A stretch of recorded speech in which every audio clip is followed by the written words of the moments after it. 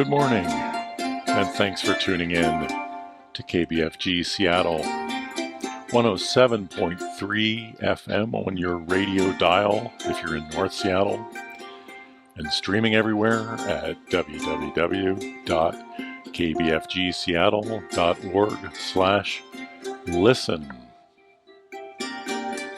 Behind me, the instrumental version of I Have Thousands of Reasons from an album we did during the pandemic called Frontera Dogs.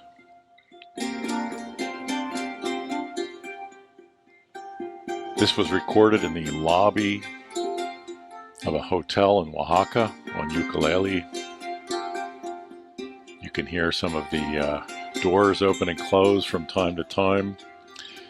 And in a few moments, we're going to get to the vocal version, a poem over the top of this, written and read by Dr. Gabriella Gutiérrez y Muhs, who is with me today in the studio.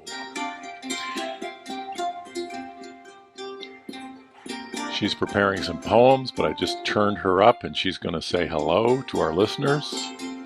Good morning. This is a great time to celebrate. I feel so different than I did before this inauguration, so it's time to celebrate.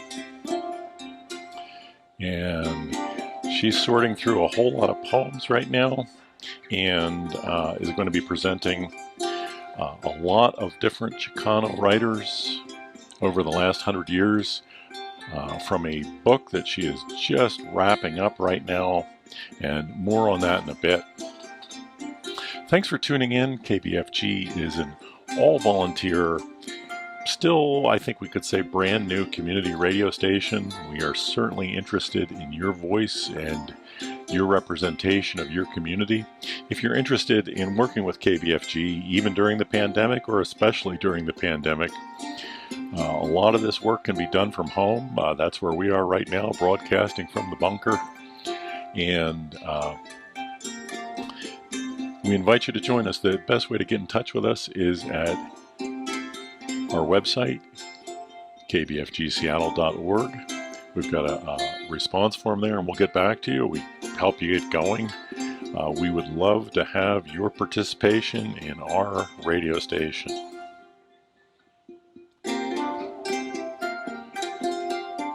Okay, so we're going to let this play out a little bit. Cathedral-like, multi-tracked, 6-string ukulele from Oaxaca, Mexico. I have thousands of reasons.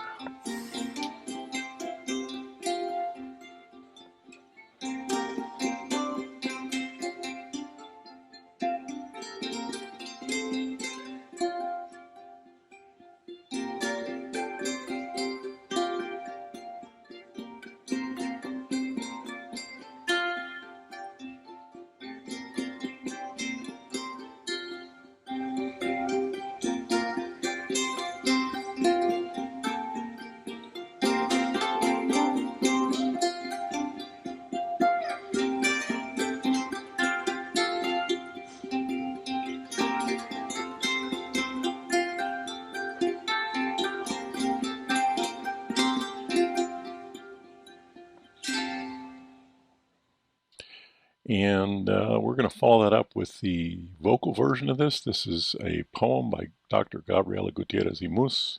I Have Thousands of Reasons. Here we go.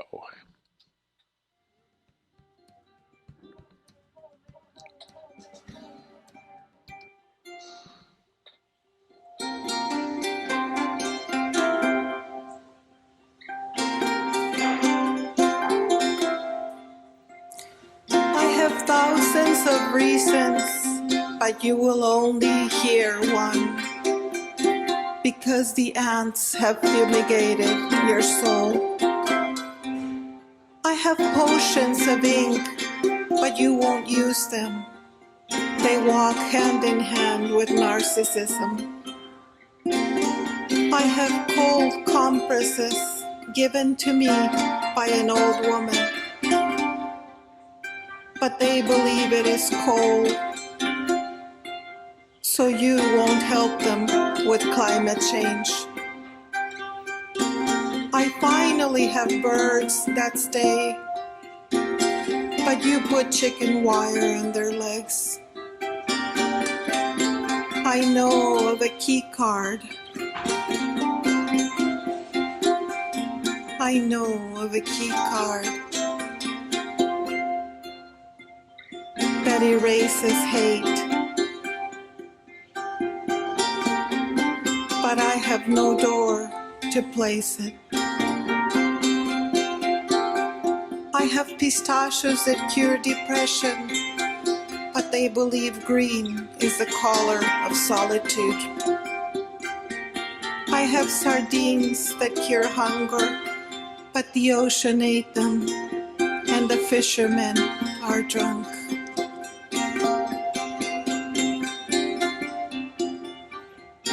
I have a necklace you lost, but you have no trust to wear it.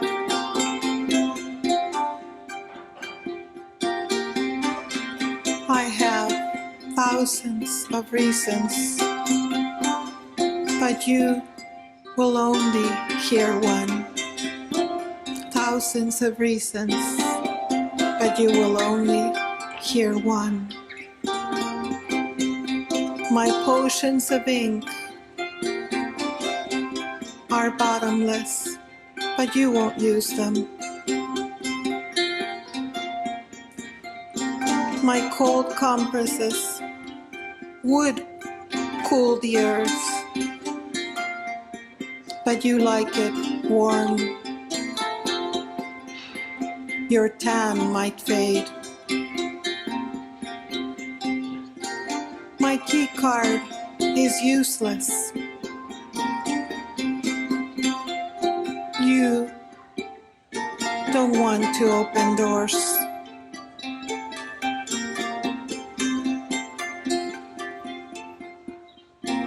If you hold your hunger pangs, you prove you are successful. Doors are better closed.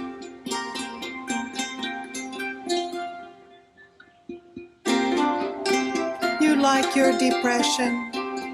You won't eat my pistachios. It serves you well.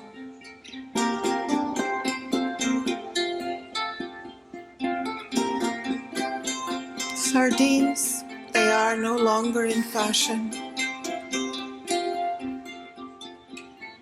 You might have to eat yourself. I have thousands and thousands and thousands of reasons, but you would like for me to come empty-handed. I have thousands of reasons for love. If you open,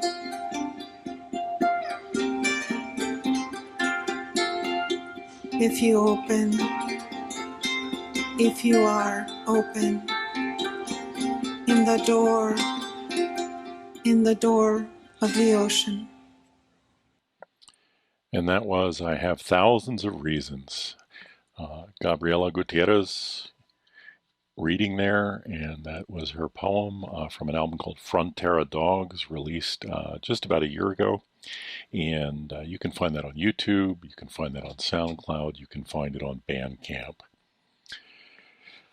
Dr. Gutiérrez y Muhs is with me in the studio, in the bunker, and she has just finished an anthology that we're going to hear a lot more about. I thought we would intersperse learning about the book project and her other work with, we've got a whole lot of poetry to read. We'll see if we can get it in. This is Open Airwaves on KBFG 107.3, low power FM for North Seattle, and streaming over the World Wide Web at www.kbfgseattle.org/listen. We're happy that you're here with us on our live open airwave show every Saturday morning from 9 to 11. And let's have some live poetry. She's got a paper in front of her. She's ready to go. I've got Dr. Gutierrez turned up. You ready, Doctor? Yes, I am. I want to start by with a poem by Lorna de Cervantes, who is one of our what we consider our cultural poet laureate. She now lives in Seattle, and we're not going to be reading. There's several poets from Seattle, but we're just going to read a couple of poems because we're going to do a program specifically for the poems from Seattle later. It's Not the Tulip's Fault by Lorna de Cervantes. It's not the tulip's fault if a boy dies in the waiting room, penniless. It's not the fallen petal's fault if a girl caught in the migra's grasp gets deflowered in the mud. Don't blame these flagrant perfumed mouths. Their dumb words would house horrors. If they could speak, they would wonder at the work of man, the toil of this endless labor of making fortunes, only to lose lives to the withering cells, demise. Don't blame the tulips for their poisons, for the bees dying at the pollen's promise. Don't make them suffer for pickers' thirst. They bare backs to the river, to the sun, striped and stripped of sustenance, their dried out tongues cut up in the moment of rich desire.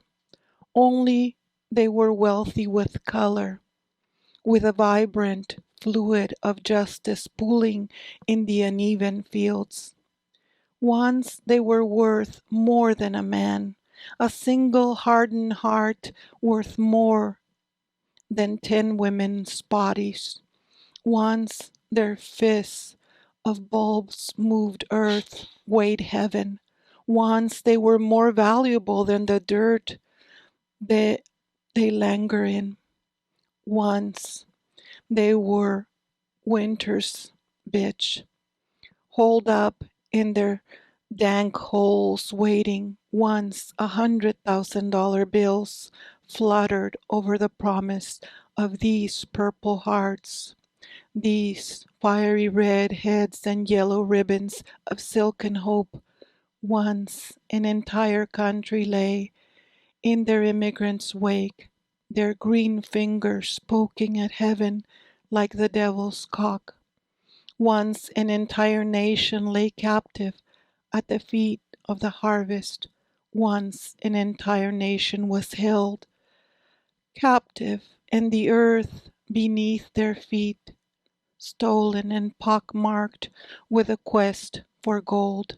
Now these stark blood tulips lie, a remainder, the inflation of their fleshy bowels, starving the people who harvest, who hunger at the thirst, at the work of tulips. 5 for a buck, 5 campesinos' lives, purposeful. Don't blame the tulips, it's not their fault. Caught in the frozen clay of history, they will not obey. They are. These hardy gangs last a week, if that, while brown bags toil, while a child's armload weakens and death is forever. It's not the tulip's fault. Give them a drink.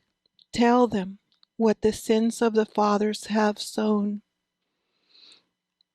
Bow now under the sun to end the suffering, to equalize and organize,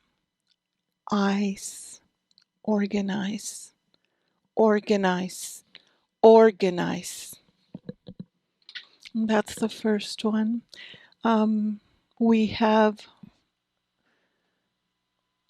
a little bit more than 60 poets in this anthology, and I'm working with Juan Velasco, two other academics from Santa Clara, and we're working with Armando Miguélez from Alicante, Spain, who's a specialist, and he worked many years in Arizona on Chicano, on early Chicano literature. So The anthology is titled in xóchitl, in cuícatl, and we chose to title it in Nahuatl because Nahuatl is a language that shows resistance. After 500 years, there's still millions of people, I would say, that speak Nahuatl compared to other languages that have disappeared. It's one of our ancestral languages for Chicanos, and we're alive. These indigenous people are alive. We often think of, the pre-Columbian people as being decimated. They were at some point because we had one of the most populated areas, Mesoamerica, at that time in the world. But we are still here. We also chose to combine it with all these other languages, right? Because we have all these poets that now travel. Like one of my poems is also, the ending of it is in French, and I'll hopefully read that at the end. Nahuatl, and I pronounce that with my English translation, is spelled Nahuatl. That TL, is that a diphthong? Is that what we call that, or the TL sound? But it's a very common sound in that language, and many words that we use daily descend from it. Avocatl, socolatl. But we've changed it. Yeah, yes. Socolatl with an X. The diphthong you're thinking of is the AU, because diphthongs are the vowels, right? But yes, so this is still alive. Our people in Spain, this is being published in Spain by a very successful press, which is very eager to get this. And this is the only anthology of its kind. So it's 100 years from 1920 to 2020, right? And I guess it should be said that although the title uses this Nahuatl phrase, which we're going to talk about its meaning in a little bit more depth coming up, the poems themselves are going to be published in both English and Spanish. Yes, bilingually in Spain, yes. But there is one poet, Chanat Carraza, who's also come to read for us here in Seattle at El Centro. I brought her to Seattle University. Chanat Carraza also gives us a translation. So we have one poem in 3 languages, right? And Nahuatl. And we're very proud of that richness.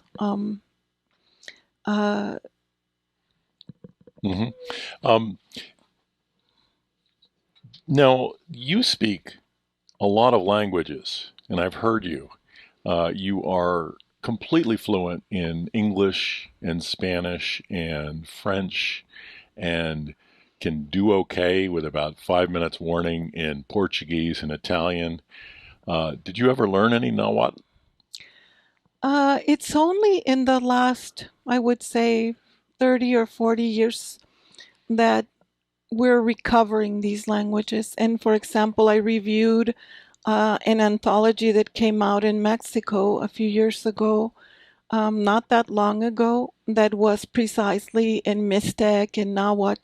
So the indigenous poets were able to publish their poems in their original language. After that, the Oxford Anthology also published some of the poems in indigenous languages, but it hasn't been so long. Do I know some? Yes, because I worked in Mexico City with all these people, the paracaidistas, what we call the people that come a lot better in Spanish than in English, the parachutists, right? So they moving arrive. out of rural areas, perhaps Yeah.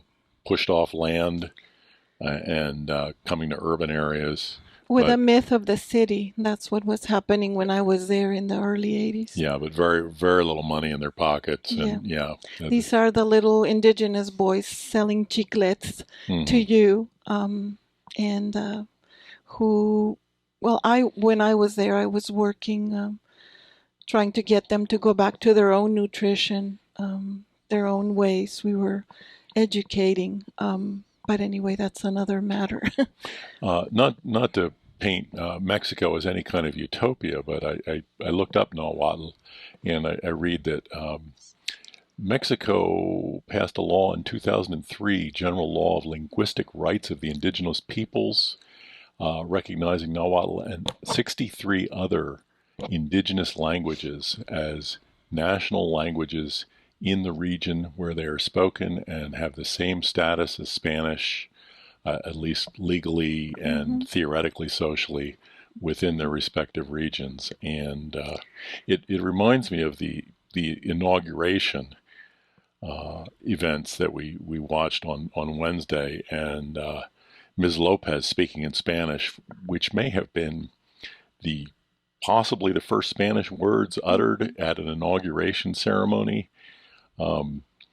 That we struggle a lot in the United States with recognizing a multiplicity of languages and ways of expression. Because we don't know our history, and Spanish has been there. We would be bilingual, the entire nation, in German if World War I and World War II hadn't occurred, because those were the initial bilingual programs. Indeed. So, yeah, you go to other countries like Switzerland where they speak 4 or 5 languages. You get off the train, and on the train, and there's a new batch of people that speak a new language, and that's how it should be.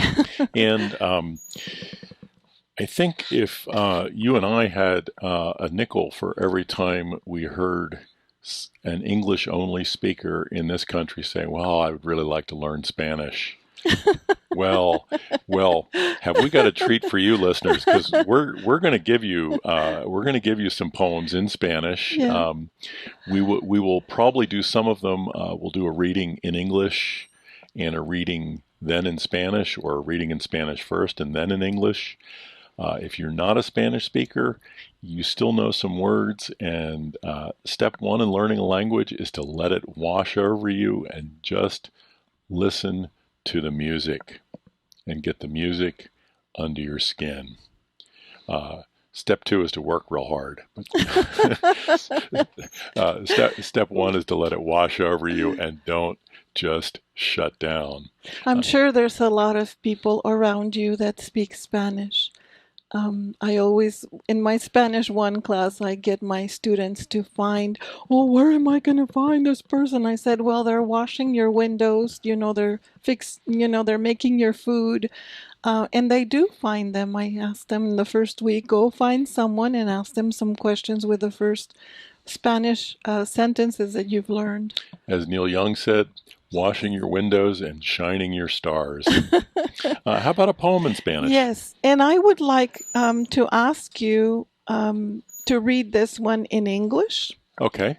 So it's Edward Vidaurre, and he's one of our amazing poets. So do you want to read first, or should I read first? Your lady's choice here. Okay. This is where I grew up. Donde crecí. Colgado del cuadril de una mujer morena es donde crecí. Torcido, con calcetines agujereados, todo chorreado por la tierra en el aire, caminando colina arriba por barrios sureños. y cantinas con cortina de terciopelo, donde las ficheras bailaban y coqueteaban con los zánganos. En el conflicto entre negros y gente de piel morena, solucionado con balas y peleas a cuchillos, suicidios y encarcelamientos. En la melting pot de Los Ángeles había esta chica que se aventó desde una ventana del segundo piso para comprobar el amor y terminó enyesada por todo el cuerpo y con arrepentimiento. La fábrica de salsa de tomate El Paso llenaba el aire durante el día. Por la noche desparramábamos cervezas en el piso por nuestro compás, mientras muertos y bendiciones, nuestros pulmones con hierba. Colgado del cuadril de una mujer morena es donde crecí, jugando en la línea con los cholos de la East LA 13 y otras pandillas, esperando no ser atrapado entre el tiroteo de balas perdidas que siempre llegaba con una orquesta de cantos despaciosos y tristeza, donde las rucas te daban su virginidad y una promesa de matarte si les rompías el corazón. En fiestas de casa donde bailábamos despacito y nos íbamos a las casas con erecciones y moretes en el cuello, al oeste del Mississippi, golpeando sin inspiración, nomás ocupando espacio. Crecí comiendo frijoles con arroz y arroz con frijoles, casamiento y huevos y tortillas, y vecinas que cuidaban unas a los hijos de las otras, y chismes y abuso, y ropa regalada y esperanza en las escrituras del domingo. And I'm going to stop there. That's about half a poem. I would like for you to read the entire poem. And what we're doing here is we're expanding the subjectivity. So we had one about the tulips before, and we have this one, which is by Edward Vidaurre. Okay, we're looking for the English version in the printout, and I think we've got it here. By the way, this is KBFG 107.3 low power FM for North Seattle and streaming over the World Wide Web at www.kbfgseattle.org/listen. This program is Open Airwaves, our live Saturday morning show from 9 to 11. I'm here in the studio with Dr. Gabriella Gutiérrez y Muhs, the primary author of this new Chicano poetry anthology, which I will let her pronounce once again. In xóchitl, in cuícatl. And it does have a subtitle, does it not? Yes, it's a collection of poems, Poemario Floricanto, of the last 100 years. Okay. I want to say just who Eduard Vidaurre is. He was a Texas Poet Laureate and author of 5 collections of poetry, and he's from McAllen. I won't read along, but this appears a lot of information about the poets in our anthology, but I would like for you to read the poem. Yeah, and as far as you know, was this written in Spanish first and translated to English, or English first translated to Spanish? It was written in English, and I believe I did the translation for this poem. Okay.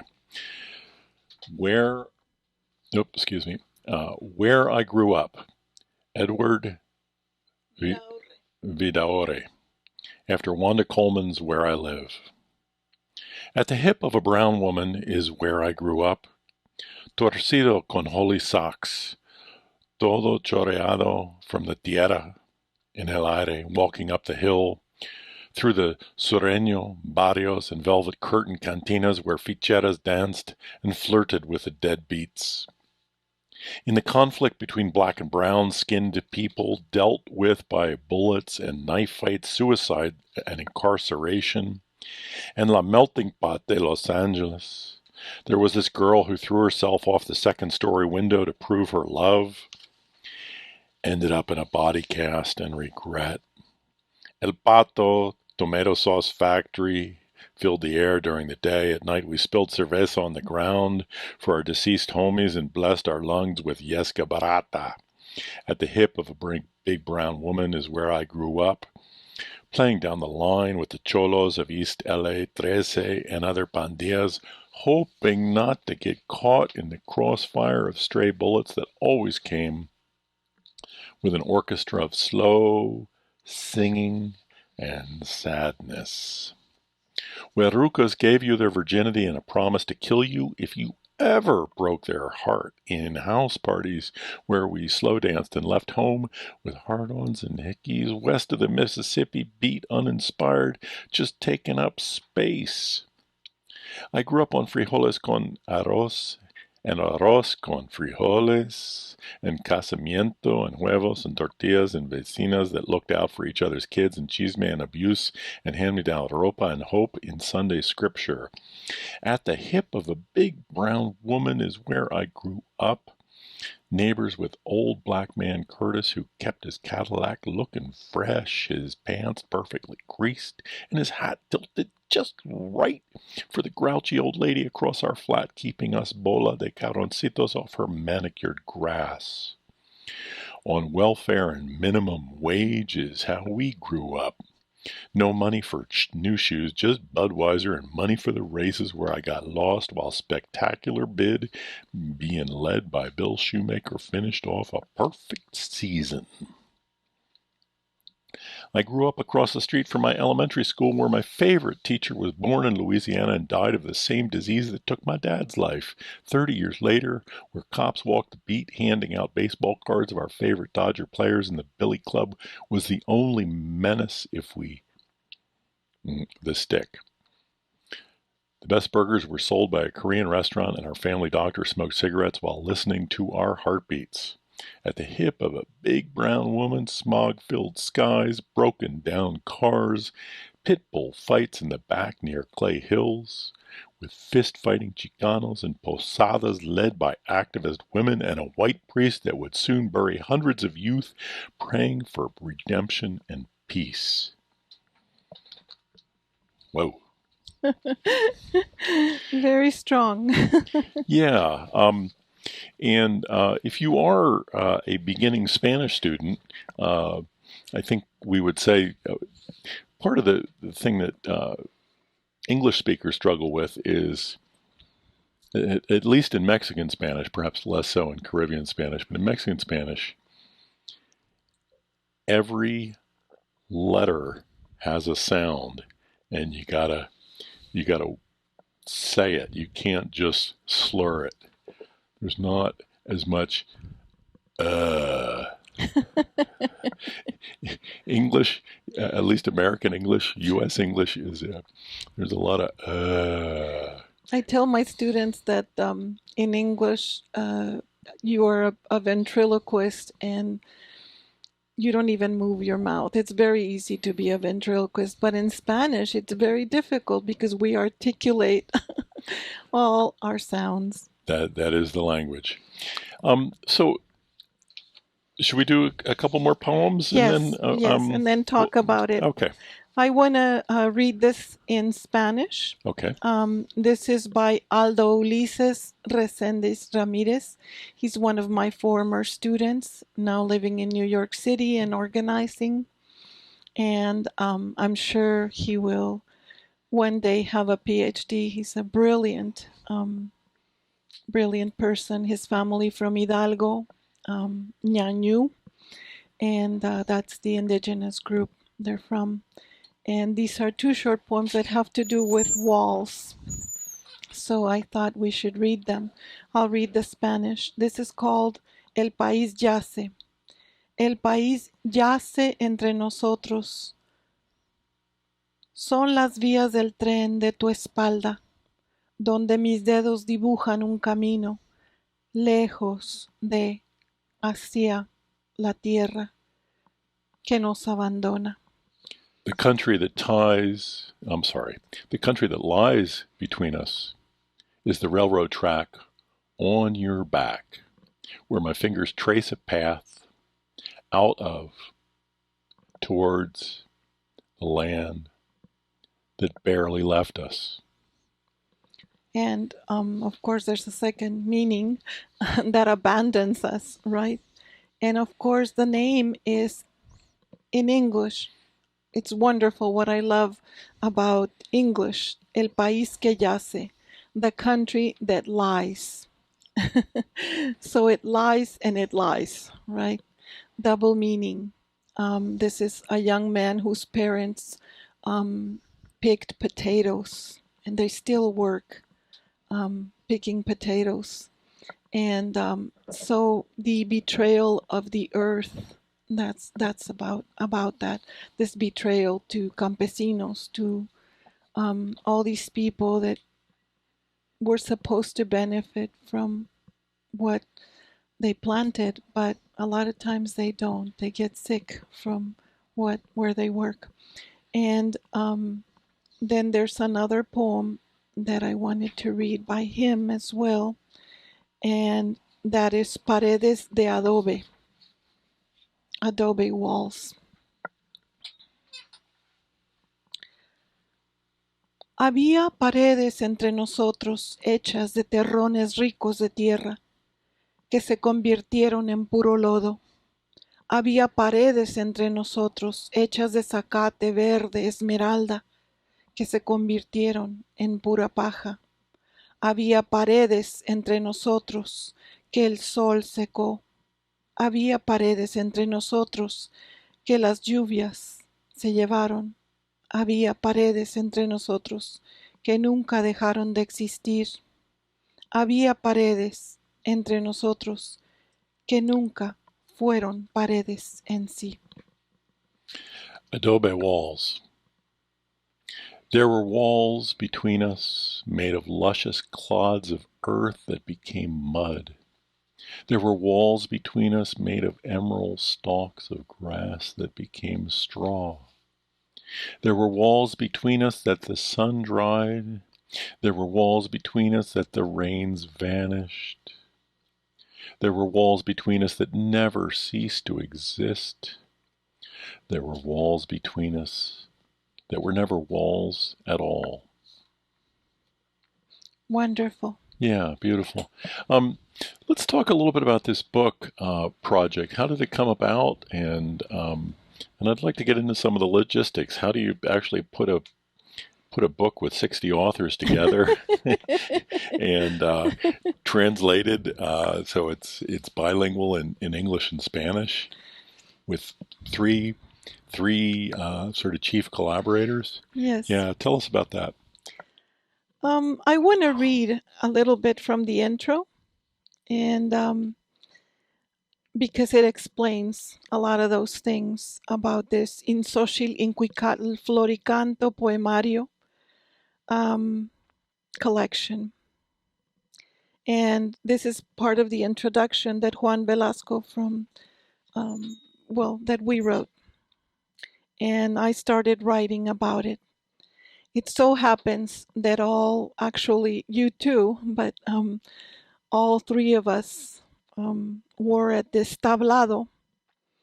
As we sat in a performance of flamenco by Spanish dancers of Romani ancestry in Granada, listening to their call and response song, their artistic expression of pain and uproot, I realized that we do not need to understand the linguistic message of music in order to feel its embrace. We feel it. It is in the same case regarding the essence of the poetry of our contributors.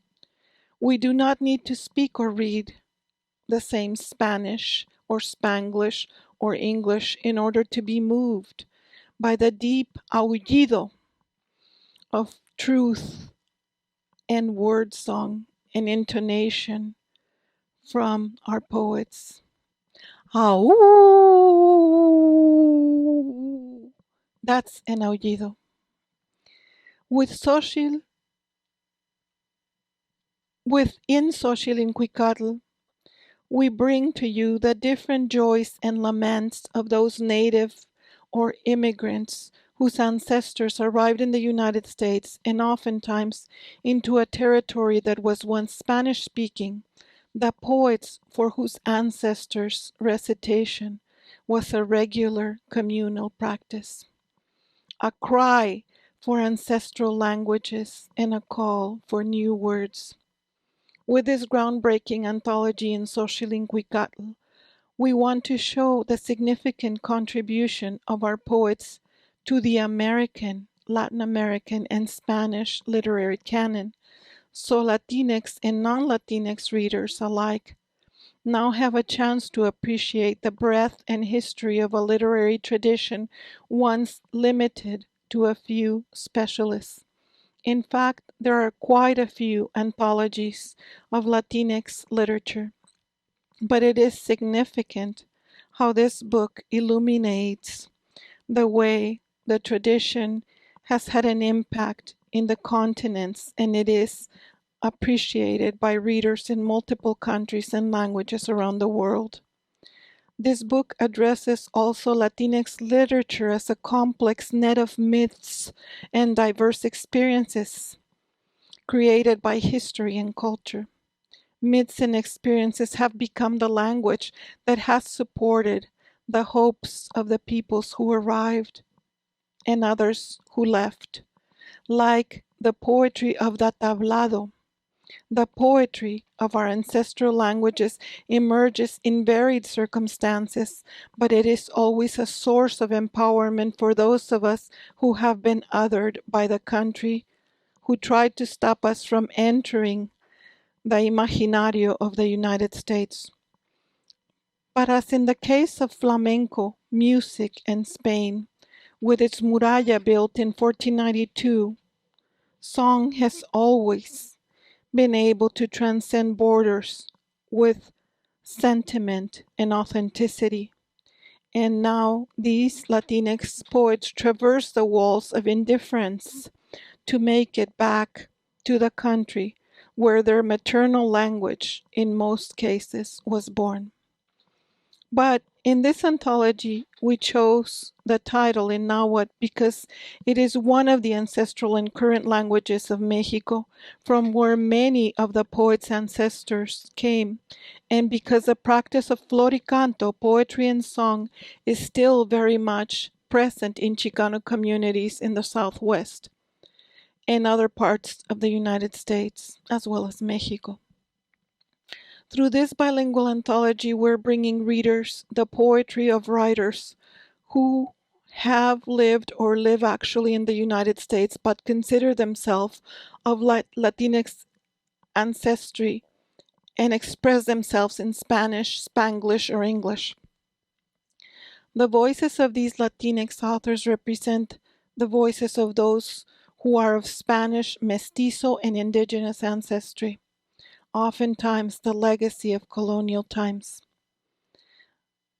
This is not especially surprising since Latinx literature is an essential piece of American and European literary history, but this is a different type of history, perhaps more global. Through Latinx literature, we can open our eyes not only to American culture, but also rediscover Spain and Latin America, the ancestral Spanish that was planted in the Americas by the migrants who left Spain during colonial times or during the two wars, the Spanish Civil War, Franquismo. I'm trying to skip a little bit here. The urgency and significance of this book is conveyed by the rescuing of an important piece of our rich Latinx literary heritage, and also by the highlighting of the past, the truth of our history. As world-renowned poet Maya Angelou has indicated, if you want to learn history about a certain place, read its poets.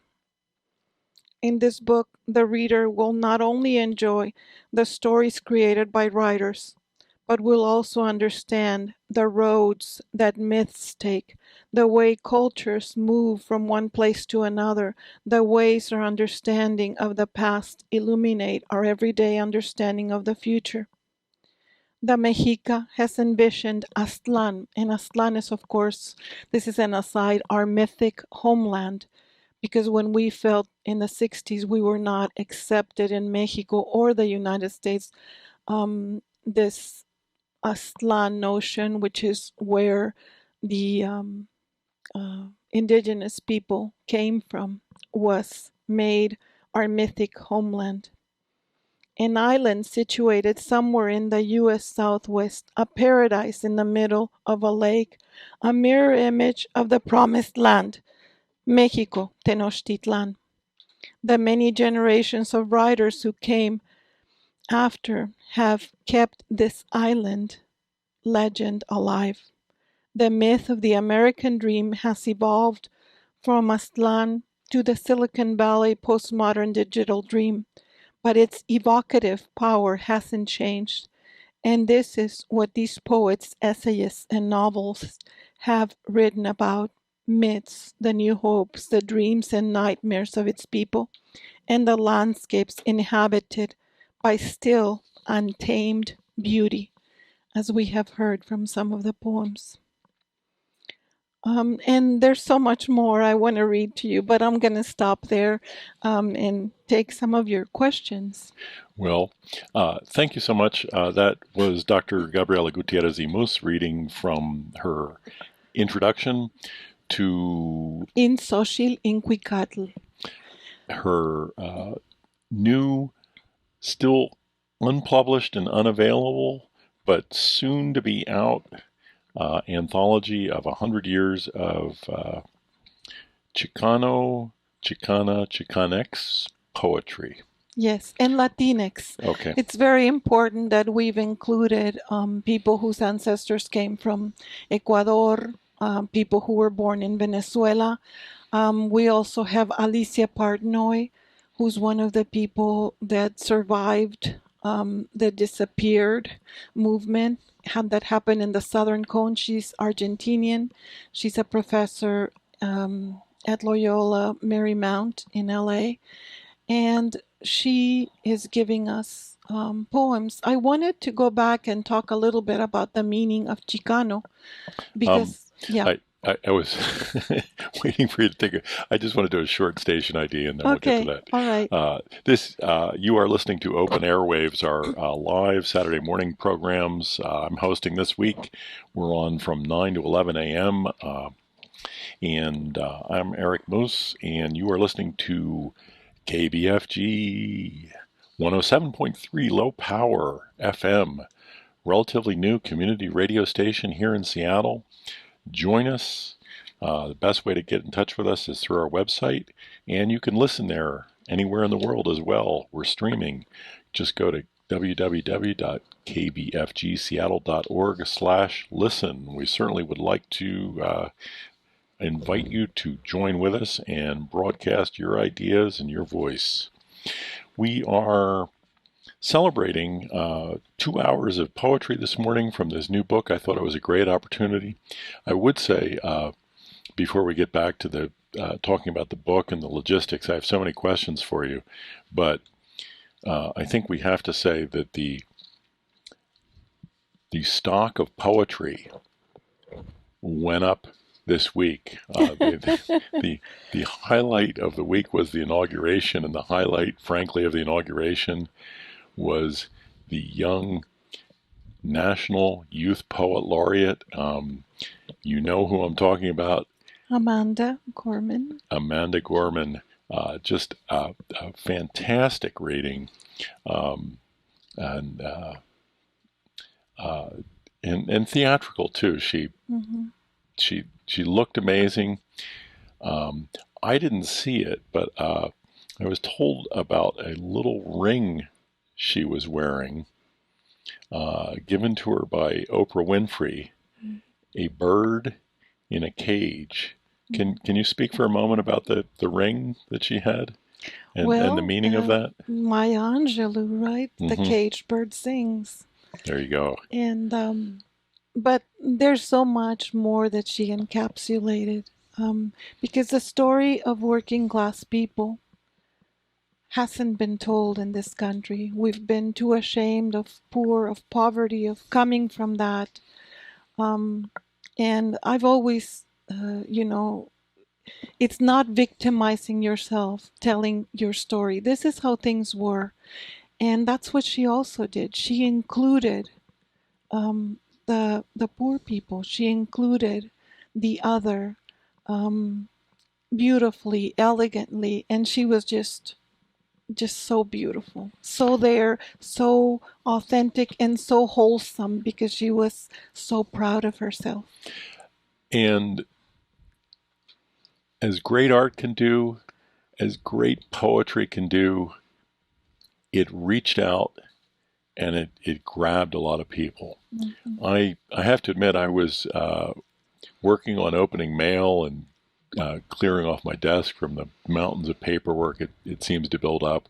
And I'd been listening to the inauguration for a while on TV, and then I went to go do that errand. So I had it on YouTube in the background. I could hear the audio. And she got going, and it just reached through all of those layers of not paying attention, which I'm very good at constructing, and papers down, get over to that YouTube tab. What is this? And it was sensationally moving. And I know a lot of people experienced it like that. Well, it's the richness that we've suppressed. And I know that my students, as I said, look different the next day. Mm-hmm. I felt like I peeled off 2 layers, and I felt 10 years younger after this inauguration, with J-Lo as well, singing and speaking in Spanish and giving so much hope to the immigrant, to these people who have been, by the way, during COVID, making our meals, a lot of them, and cleaning our hotel rooms and our homes and taking care of our children. Yeah. Have you, you've been writing and reading poetry and presenting for not just years, but decades, not to put an age on your timeless beauty. but for a long time, have you ever felt like you were reading one of your poems and people were hearing it in a transcendent way like that? Have you ever had a moment quite like that? Can you, yes. where and when, if you can remember? Well, this last reading that I did for the Consortium of Poets in Monterey. This would have been on Zoom. Yes. Yeah, okay. Yes, but I still felt like I was flying and that the people were with me. And I think in a way, we need to look at the richness of Zoom, because we get to see the faces when that drop of understanding falls and they open their mouths, right? And they're understanding you. It's as if we were, E.T. touching my finger. So wait a minute. You're saying you actually had a closer experience with an audience on Zoom? Yes. Because that's worth noting, because that's not, I'm in no way doubting you, but I see how that could work. But in general, the experience with Zoom is, I'm hardly making this up, but students have learned to just put up a photo of themselves sitting there paying attention, not moving, not breathing, of course, because it's a still photo while they go and do laundry or take a nap. Yeah. Or cook. but you actually had a transcendent moment on Zoom. Yes, I did. It's really hard when you're reading to a crowd of even 30 people, but 1,000, you have lights, you have a microphone, you're not really looking at them in between, verses or whatever. Yeah. And in this way, I was reading, I should underline that I was reading to a crowd of mostly poets. And I could see how they were me and I was them. And I went into academia for that reason. I was a social worker and a teacher before that because I could not see my family. I could not see the beautiful men represented in Hollywood movies or in series on TV. The people that I knew were not being represented, and they're still not being represented. And so I wanted to bring these voices together because I want people to see us in a different way, a bigger way, a pluralistic profile. But I also want to say that we also know very little about all these ingredients that make the Latino self. And I wanted to just begin here. I'm gonna read a poem of my own. Yeah, I was going to suggest we do a couple more poems. We're nearly at the end of our first hour. We'll be on for another hour. I thought we might read a couple poems and put on a piece of music, and we'll have a short huddle up about how we're doing and where we want to go. We certainly have a lot more to talk about with the book. Yes, I would like some questions too, because a lot of times I'm telling these stories to teach my students and in fact, the people, but I would really like to know, what is it that you want to know about, because that's my expertise, right?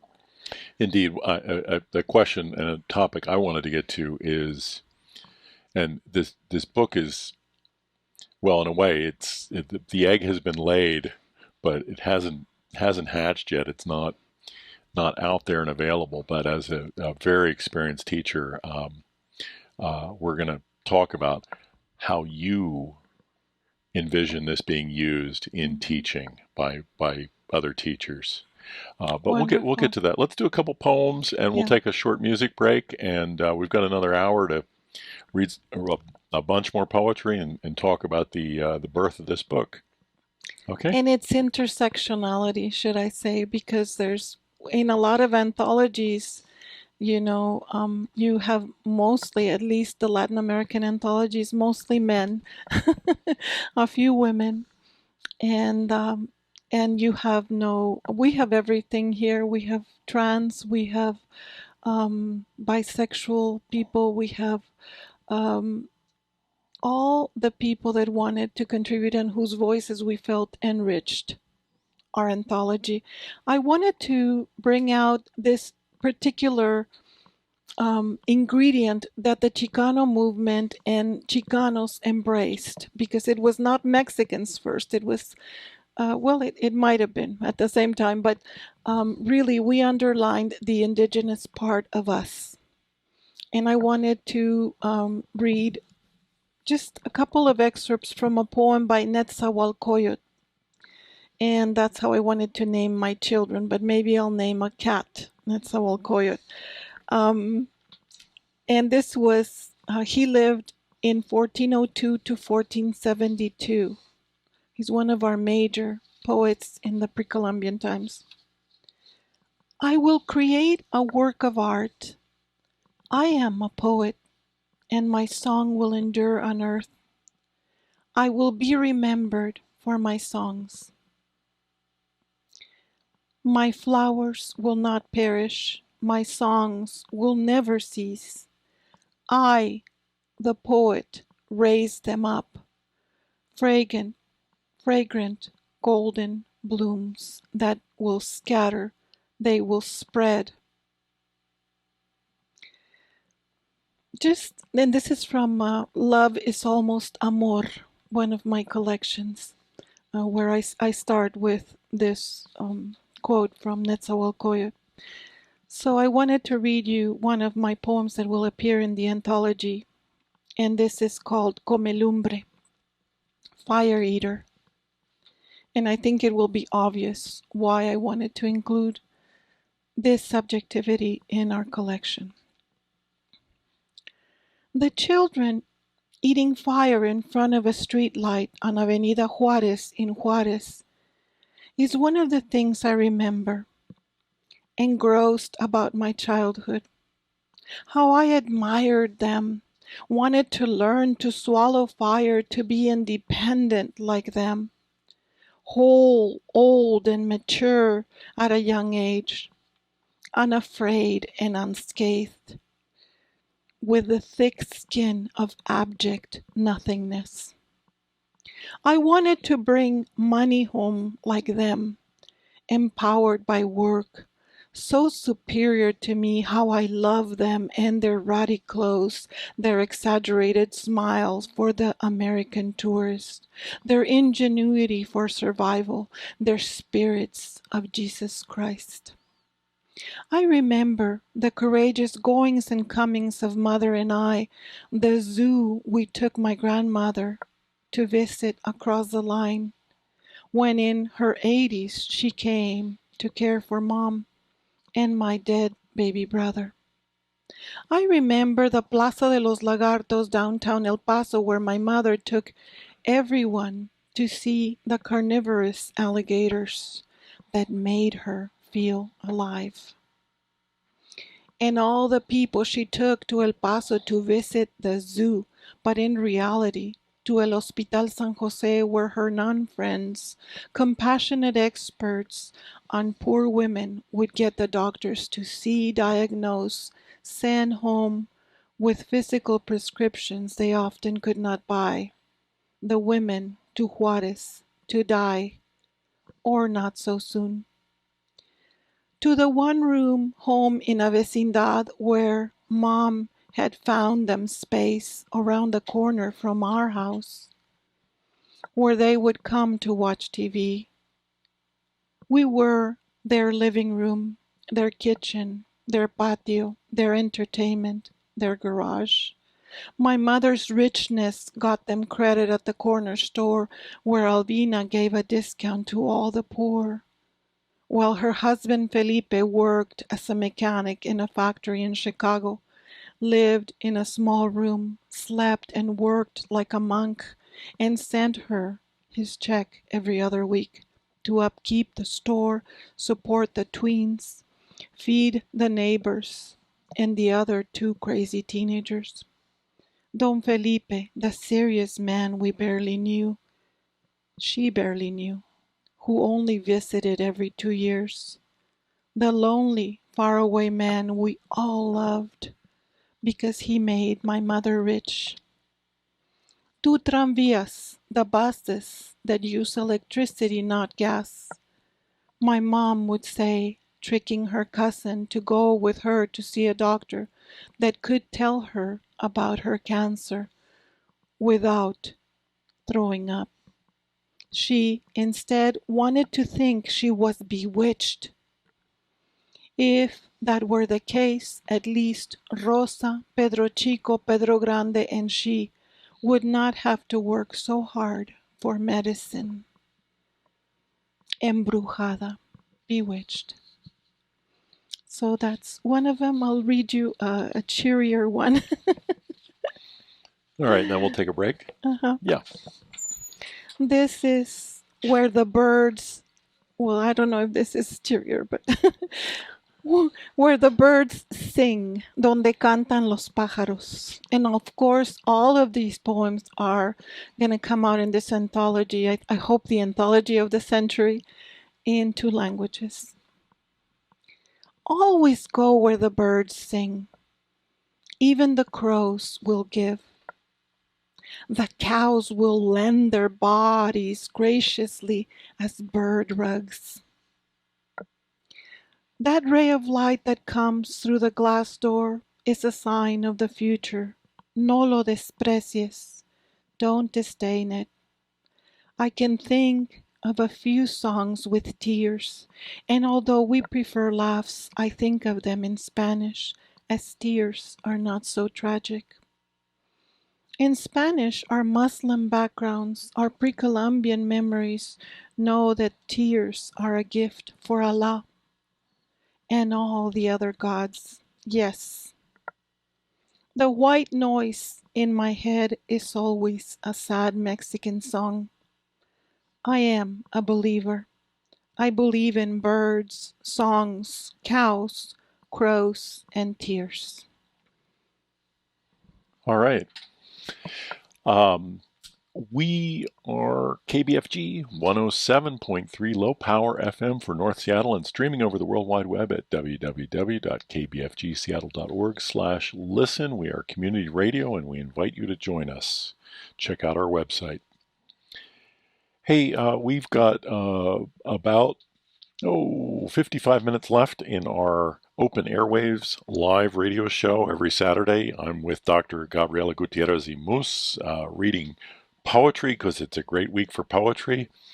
And she's got a new book that's wrapped up, not yet out, but we thought it was a great opportunity to lay some poetry on you this morning. I hope you're enjoying it, and thanks for being with us on this cold, and at least where I am, kind of foggy morning. We are going to get back to another selection from an album that I did the music for, and Gabriella wrote poetry and did the vocals for. And that'll be our way to take a quick 5-minute break, and then we'll get back to live radio. This is from our album Frontera Dogs, published about a year ago, and a track called This Is the Moment. And it is. This is the moment, folks. Here we go.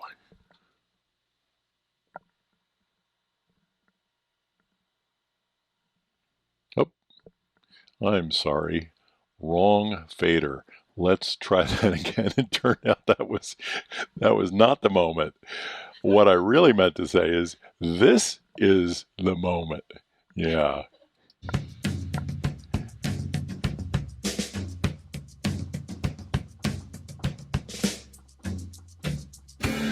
This is the moment when all 5 senses speak at once, where all the languages you know make a chorus, for your genders unify in more than rainbows, where religions and you read each other's theologies. This is the moment when the pores open up to drink water, and water takes the shape of understanding. This is the moment when your throat sings further than opera, and bees sweep the world of ingrates. This is the moment when colorism matters not. This is the moment when you inhale the water you were to drink for the rest of your life and pour it into the seedlings inside you. When you know you came here to stir the waters of the oceans, to feed the whales with your mind. When you understand that Greta Thunberg speaks before you, but not for you. You came here to stir the oceans, to feed the whales with your mind. Running on clouds. It is droplets that squirt onto our faces, never washing us clean. Droplets of water when we need to satiate our historic thirst. We've been running on clouds for centuries, unable to sit, unable to stop, unable to trust. Our step, unable to drink. Frontera dogs, running on clouds. This is the moment when all 5 senses speak at once.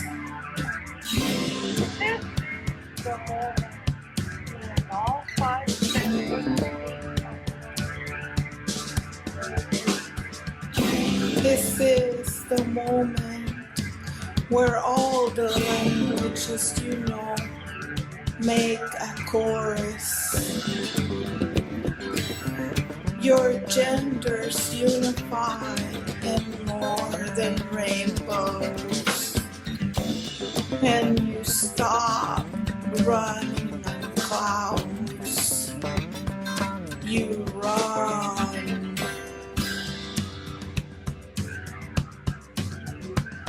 This is the moment.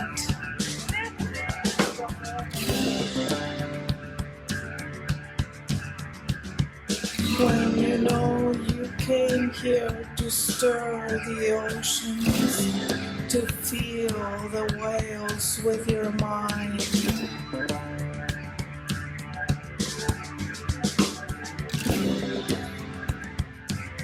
You stop running on clouds.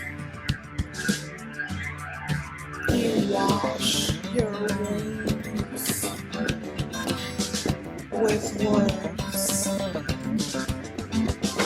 This is the moment when all five senses speak at once.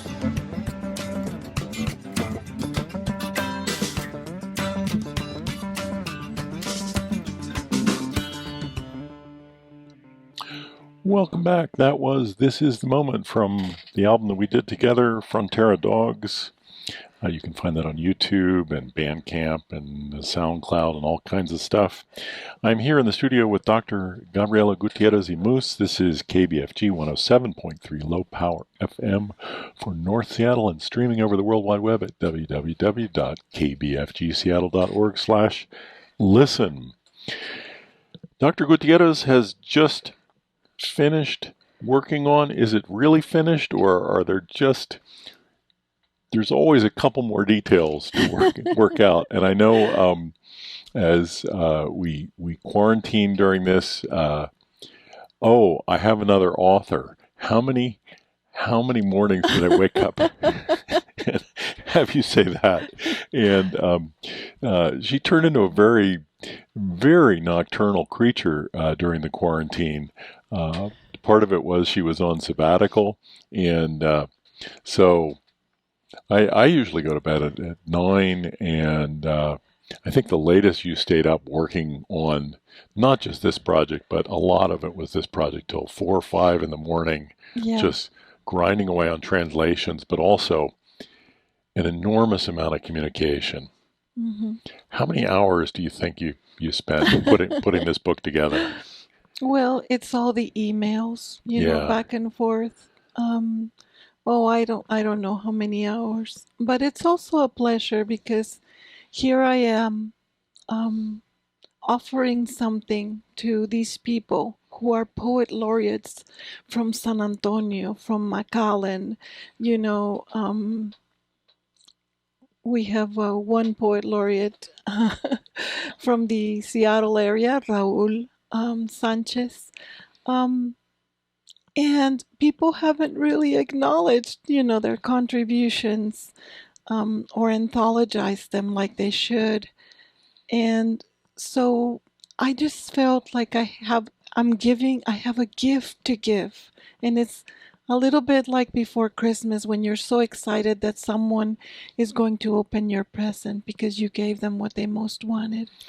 So, but it also would be true to say that I think poets, like everybody else, are not necessarily the most organized folks. And you send them an email, give me this by this time, and that's been my experience with all people. Yeah, you know, you think academics are different, but not really. You say, I'm working on anthology. I have this opportunity for you. Mm-hmm. It's all set up. All you got to do is send me some poems by this date, and what you end up doing is sending him another email a week after the date. Hey, what's up? I think I wrote an average of 10 plus the translations, plus, you know, we did not just pick poems from a hat. or told people. I mean, there's 3 academics. I made the first selection, the first contact, because I know a lot of people from doing my readings across the country in a lot of universities. And if you're a Latino scholar and a poet, you know most poets. That's how it is. Unfortunately, because we are almost a fifth, 18 million, it says. I think we're much more than that. People in this country. Yeah. We're a fifth of the population. But very underrepresented, yeah. at least in the academic world. Mm-hmm.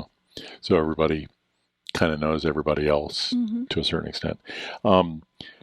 Knowing you, I suspect some version of this project has been something you wanted to do for decades. Yes. But when did you actually turn the key in the ignition? How long ago was it? A year and a half? No, it was 2 years ago. Okay. And I have to thank Juan Velasco for that, because it's his connections in Spain, in Madrid, that are publishing this bilingual, that collection that is like 350 pages. Mm-hmm. So I do have to say that it's because of the people he knows in Spain. He's from Spain. A magnificent person who's been very involved working with the poor of El Salvador. And I only work with great people, as you know. I mean, that's been one of my choices. The poets that I include, the people that I translate, I give my time to on this earth are ethical, beautiful people that are changing the world. And Juan is one of them. And so we have 3 academics. I chose, and then they decide, yes, it's okay, because I had the connections, and he had the connections with the press. And then we included Armando, because he's a specialist. So in the anthology, there's all these introduction to the modernist, period, to the contemporary period. So today we're just trying to give them poetry. But I have to say that the anthology is very complex, because it's giving people from information from 3 specialists, mm-hmm. right?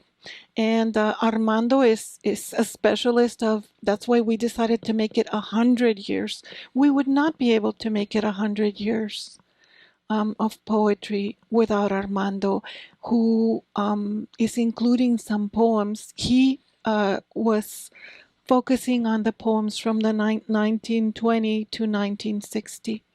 And he's given us poems from these 2 women, one in San Francisco who published in 1924. And she's talking about this little girl who is obviously Mexican and is very nostalgic, right? The chorus of the poem is, there's all these beautiful things in San Francisco that she's seeing, but nothing compares, nothing can make her happy, because she is so missing Mexico. So it's this nostalgia that she's carrying with her. And, I would have never found that poem. Yeah, from a century ago. Yes, which is the same themes. So the other thing that we really tried to not replicate is that people we have read some poems today about identity, of course, criticizing the horrendous era that we have all been tortured through the last 5 years or 6 years. But there's also a lot of new themes, right? The environment is present in here, mm-hmm. Which has not been a new theme for Native Americans or Chicanos. We've always written about the environment and been close to it, but people don't know that. I want to ask you about just the logistics of publishing. I know that the book, not only does it contain introductions from 3 academic perspectives, but each poet has a lengthy introduction about, I don't know, 300 or 400 words, probably. Yes, And we are giving you information about what has made that poet. There's Marcelo Castillo Hernández, for example, just to give you an example, whom I read with in California for another anthology that Patrice Vecchione put together about the immigrant voices in the United States. And he has a book. It's not his poetry that he's most renowned for. It's because he was one of the undocumented students, right? And he wrote this memoir about, so that takes a lot to be writing about your condition and be in the limelight and be afraid that they're going to take you. These are very courageous people that we are including. And of course, he's an incredible poet that we shall read some stuff by him. Yeah, let me do another station ID, and then I want to talk a little bit about teaching this book. This is KBFG 107.3 low power FM for North Seattle and streaming over the World Wide Web at www.kbfgseattle.org. We're in the studio this morning on Open Airwaves, our live Saturday morning show from 9 to 11 a.m. with Dr. Gabriella Gutiérrez y Muhs, talking about her new book, a Chicano, Chicanx, Latinx poetry anthology, 100 years of Latinx poetry. And we've been reading from that. We're going to get back to some more poems from it. But when I met you in 1984, 85, it would have been, you were a teacher, and you have been a teacher all of your life. And I know that everything about the selection and construction of this anthology is ultimately because you want to make a platform for teachers and for students. It is for learning. It's for opening doors. It is, shall we say, not art for art's sake, but it is with a very specific pedagogical goal in mind. Tell us about your vision for how this book could be used by teachers and students. Well, yes, it's definitely pedagogical, but it's also about living in the same country as so many people that have no idea that you might be happy or that you can laugh. So humor is also inserted into this anthology because that's what makes us human. And so I pulled strands, and I think so did the other two men that I'm working with that I deeply respect, respecting the human being, right? What is it that exists? There's a poem by Norma Cantú, and the poem is called La Llorona Considers the State of Tortillas. This is very funny to me. I just wrote a chapter on La Llorona because one thing that really upsets me is how the spirituality, one of the most beautiful parts of Latino culture, is erased by Halloween, for example. And we're taught to fear the dead people. Who is La Llorona for our listeners? Oh my gosh. Wow. Yeah, in one sentence. Well, they've made a lot of a movie, and basically she's a woman. It depends on the state in Mexico, but there was a movie that came out in 1960 that all of us kids watched, just like we watched Pedro Infante and Cantinflas. On Sundays, the movie about La Llorona came out, and the story is that there was this beautiful woman, and she was probably a middle-class woman. She was not, she was a mestiza. So in some places, depending on the state, that's what was most important. She was not supposed to really put her eyes on an upper class Spanish man, right? And so she pays attention to him. She has 2 children by him, and then he leaves her. I mean, he never really marries her. And that was, of course, a terrible thing in the 16th century, right? Mm-hmm. And but for some people, it's the social class, as it is in northern Mexico, where my family's from. So the story there is that it was a different social class. She should have never looked at him, right? It's her fault. And in other states, it's about race, that she was, a mestiza. She was not purely Spanish. Nonetheless, this woman is betrayed. She kills several people, including her children. And for what I was writing, the paper I was writing is saying that we have compassion for La Llorona. When children, some people call her the boogie woman, right?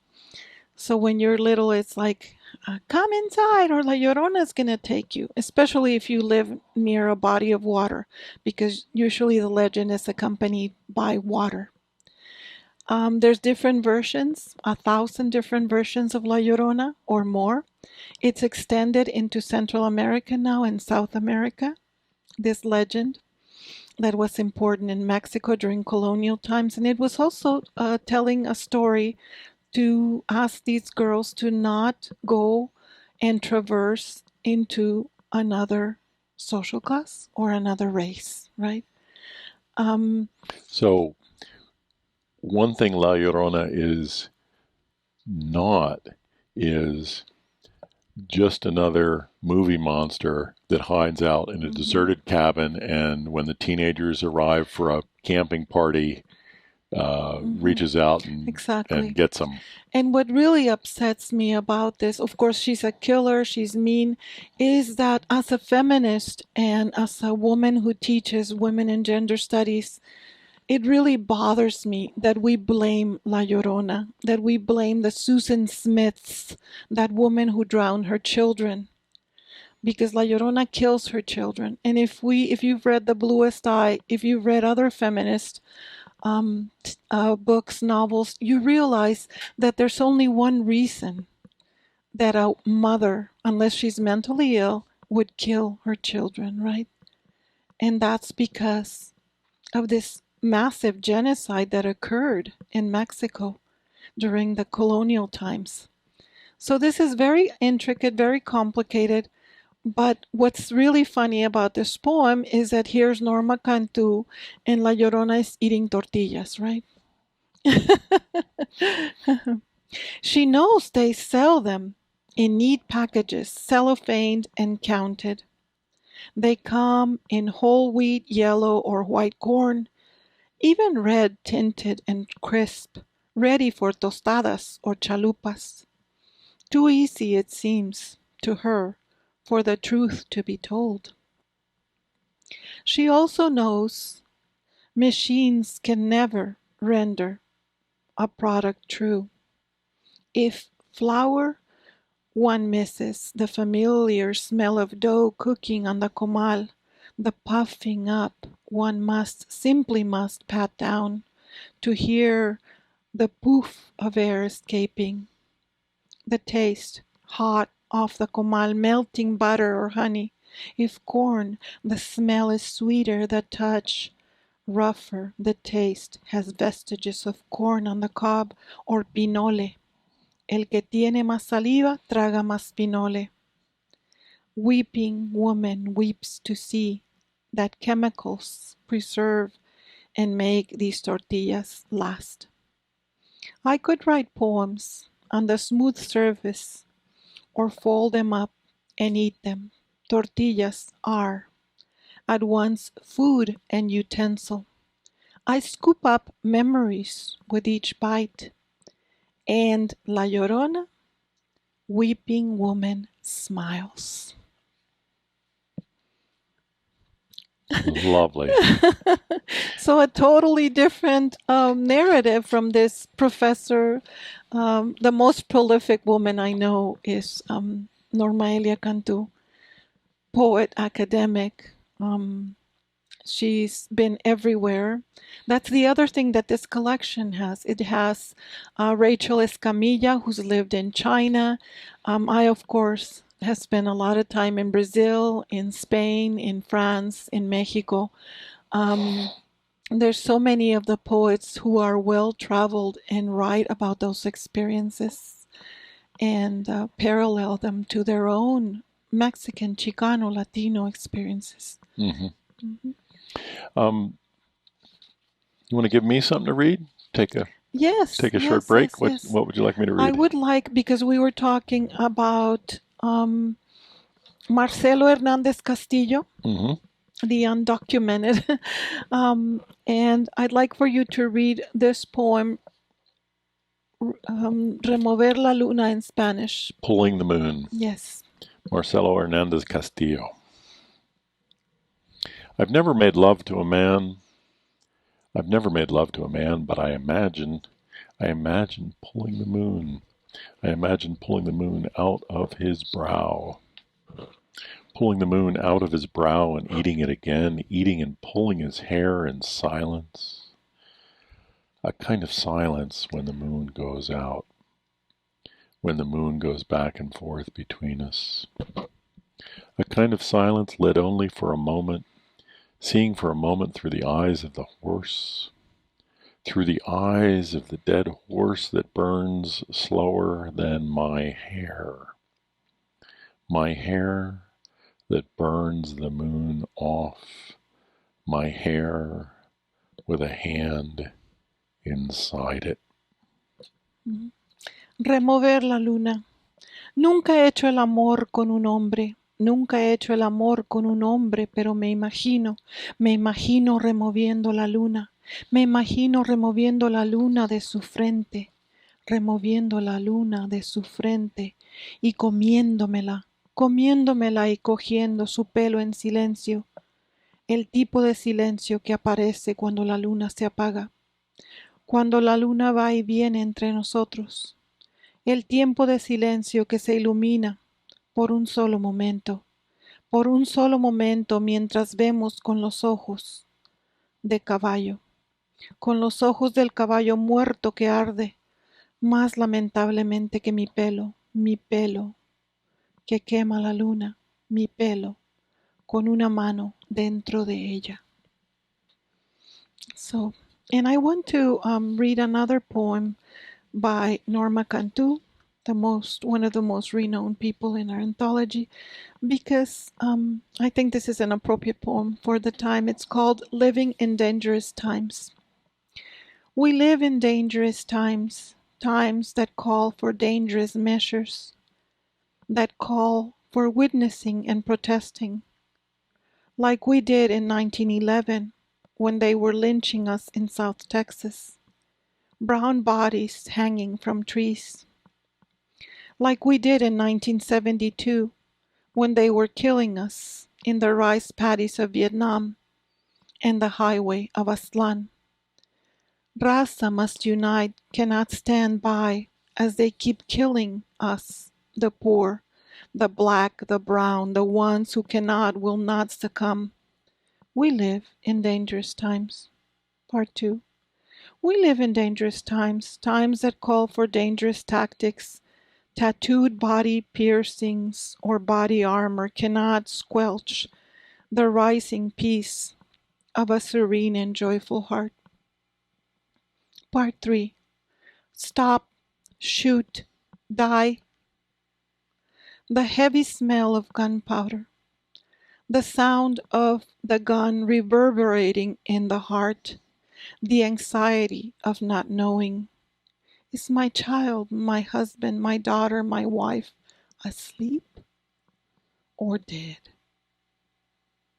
Who are those on the evening news? The maimed, the killed? Who are those whose faces appear in the evening news? Whose names I don't and do recognize. Part 4.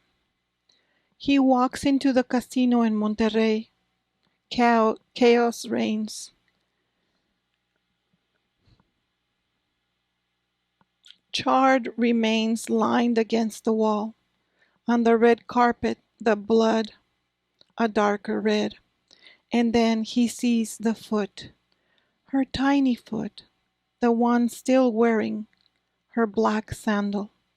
The toe. He sees the toe, the single toe he knows so well. He weeps. It's her, my wife. She loved to play the slots, las maquinitas. We were to have dinner with our kids, my 3 kids, orphans now. We were to meet up for dinner at the Chinese restaurant she liked so much. He moans, sollozando. She, my wife. A statistic now, and I, de luto. No sé qué hacer. De luto means in mourning. Llorar, morir de dolor. I can only remember her. I will. We will remember her. You're listening to KBFG 107.3 low power FM for North Seattle and streaming over the World Wide Web at www.kbfgseattle.org/listen.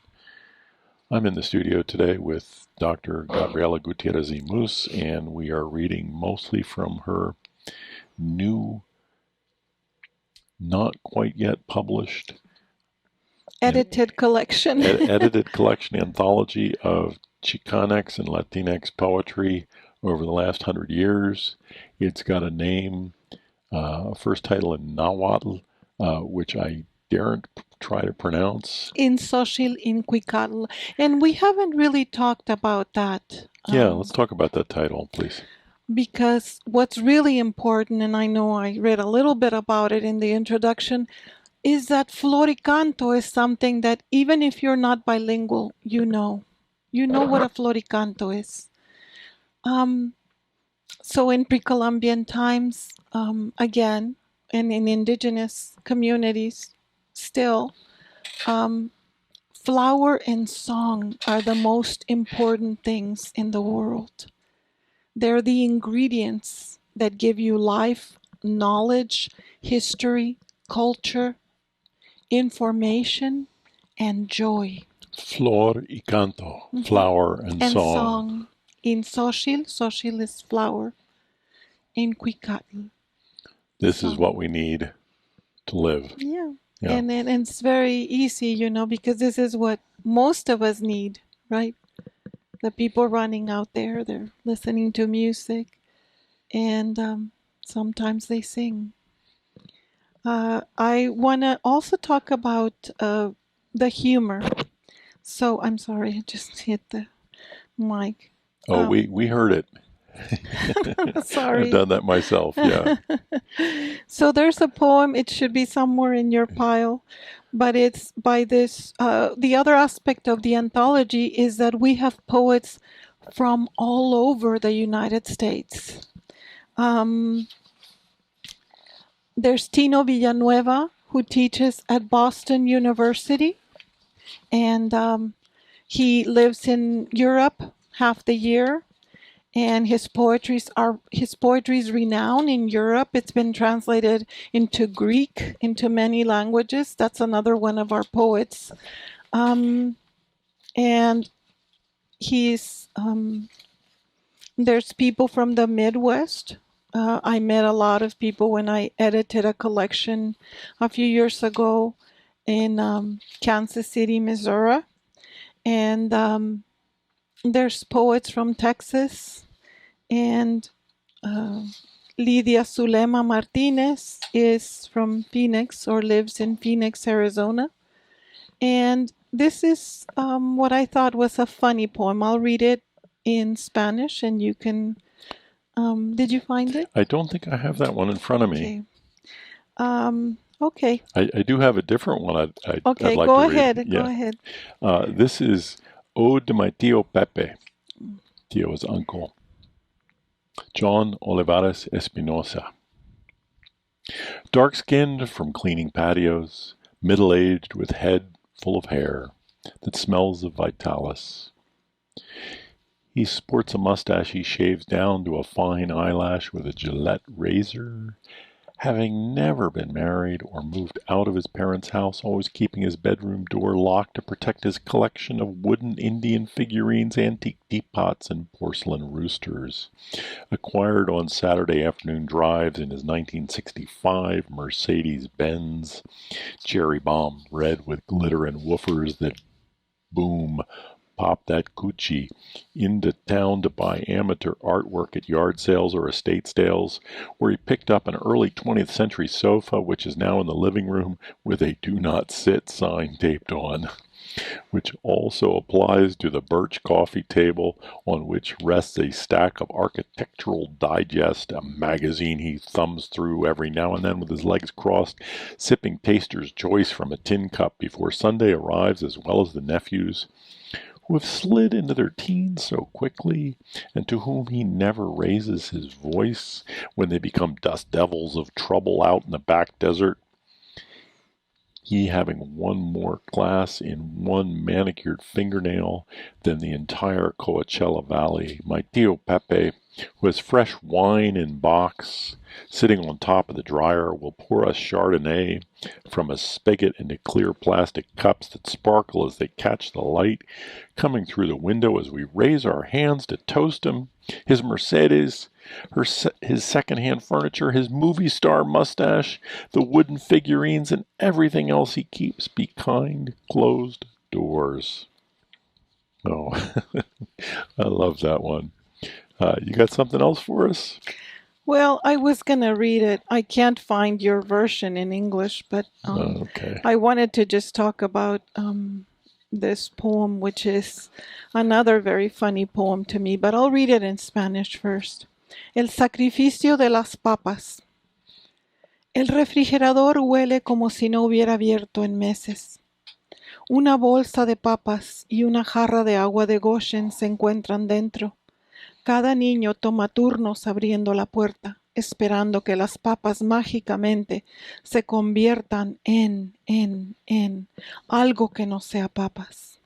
So every child in the family opens the door, expecting that this food, anything in there will appear other than potatoes, because obviously that's what they eat.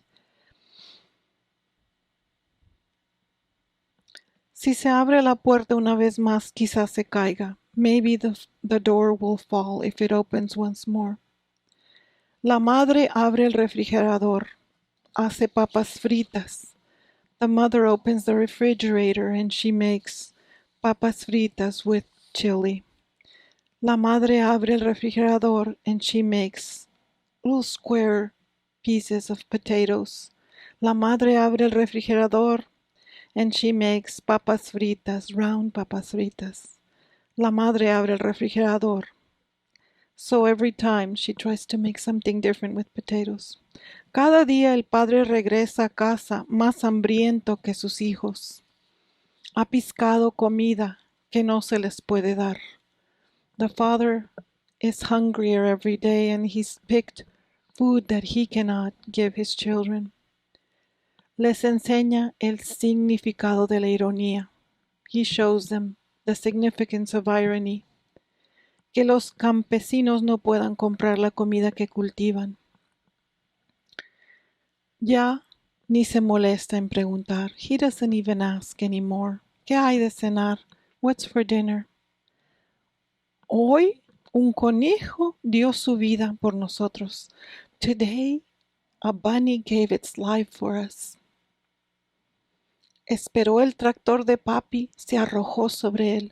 He waited for papi's tractor and he threw himself in sacrifice. And Chipetotec is one of the pre-Columbian gods. Papi rezó por él, lo destazó. Papi prayed for him. He peeled his skin. Returned the skin back a la Madre Tierra, to Mother Earth, to give thanks. para que vista las flores que vendrán, so she can dress the flowers that will come. A los niños se les hace agua la boca. Their mouth is watering. The children dance, bailan alrededor de papá, around dad. Hoy cenamos carne. Today we will eat meat. Conejito frito con papas fritas. El conejo sabe a pollo. The rabbit tastes like pollo.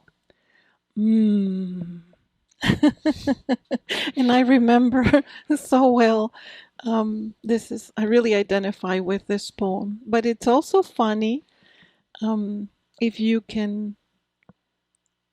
It's not just that we're complaining, we're telling you our situation. I lived this scene so many times in my life. So, yeah, and as I was listening to you do that, I just want to point out, dear listeners, that was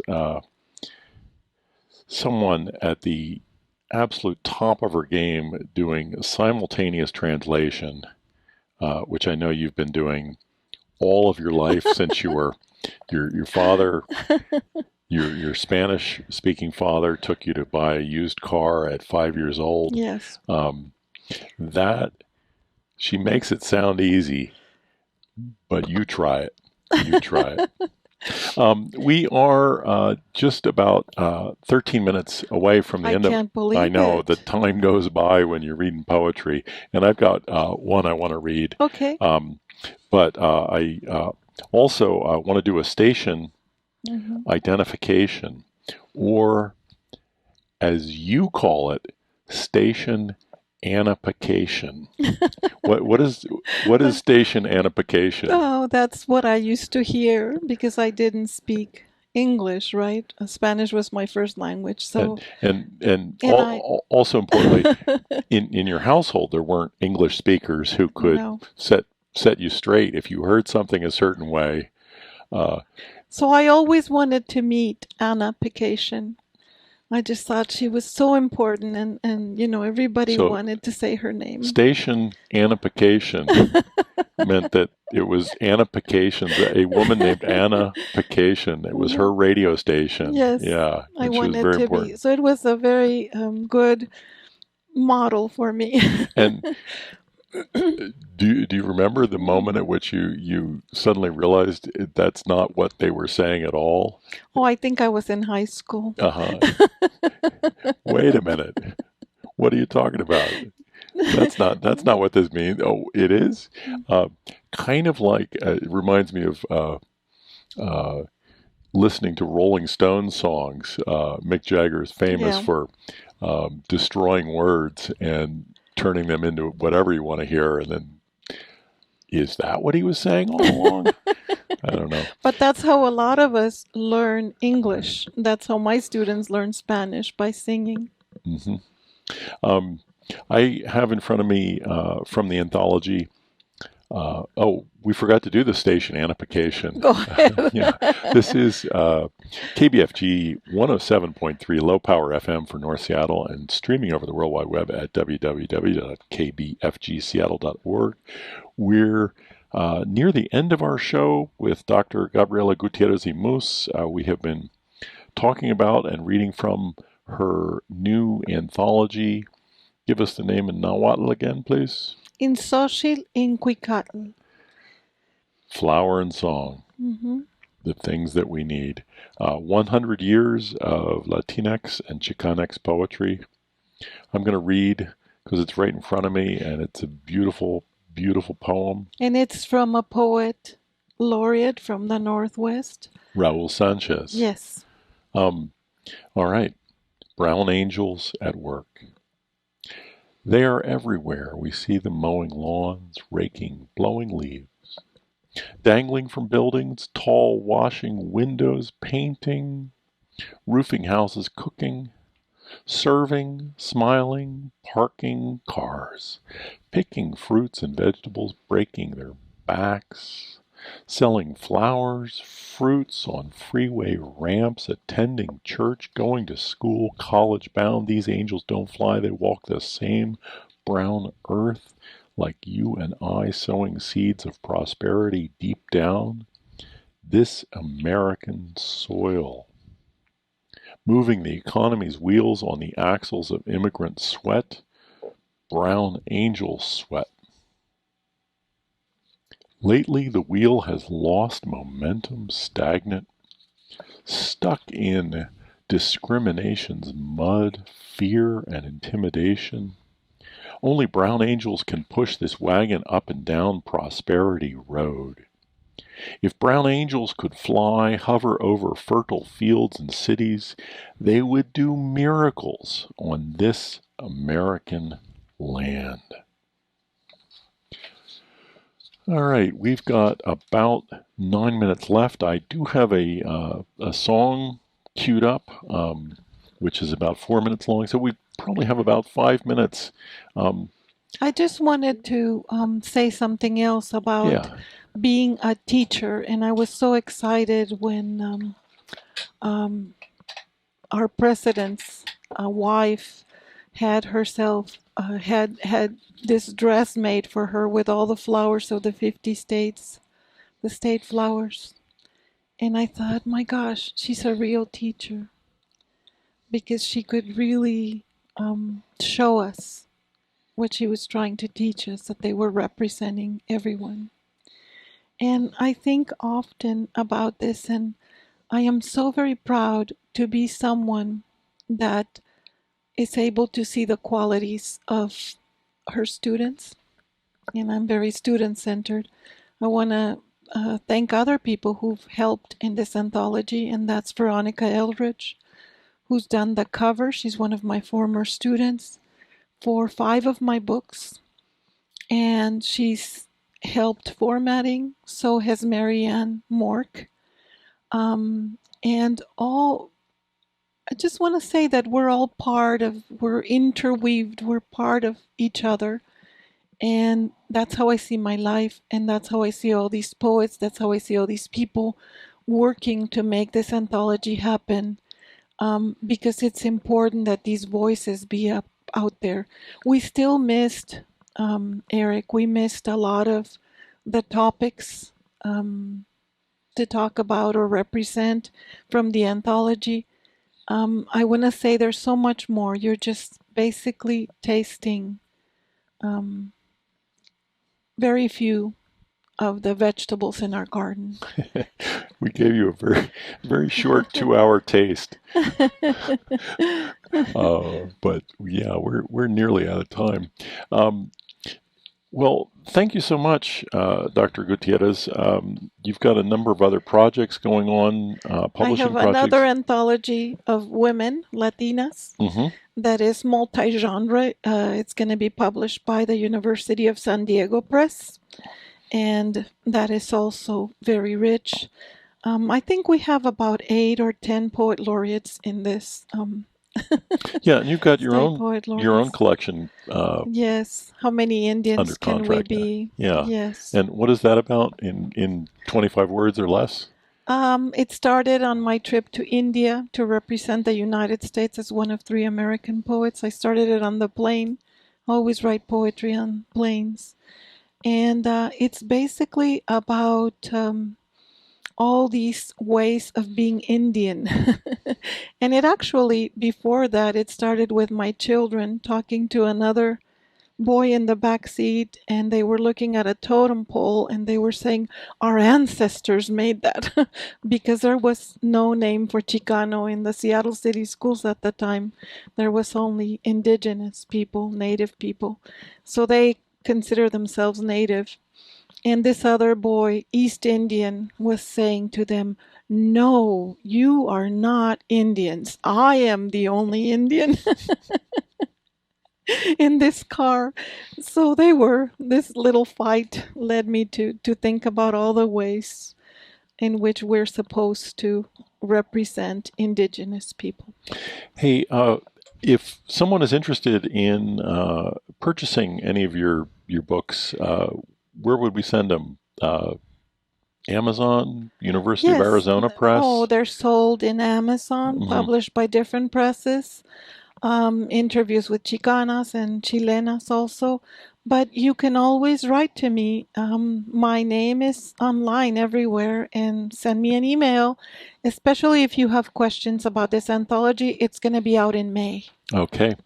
That is Dr. Gabriella Gutiérrez y Muhs. Thank you so much. I'm turning you down right now, and I'm about to play this last song as we head out. This is called Might We Bottle It, the closing track from Frontera Dogs by Dr. Gabriella Gutiérrez y Muhs, and Eric Muhs did the music. That's me. And thank you for being with us. Keep hope alive. Keep pushing for a better world. Things happen this week. Hope you're well. Stay warm. Hope you get that vaccine. Here it is. Might we bottle it?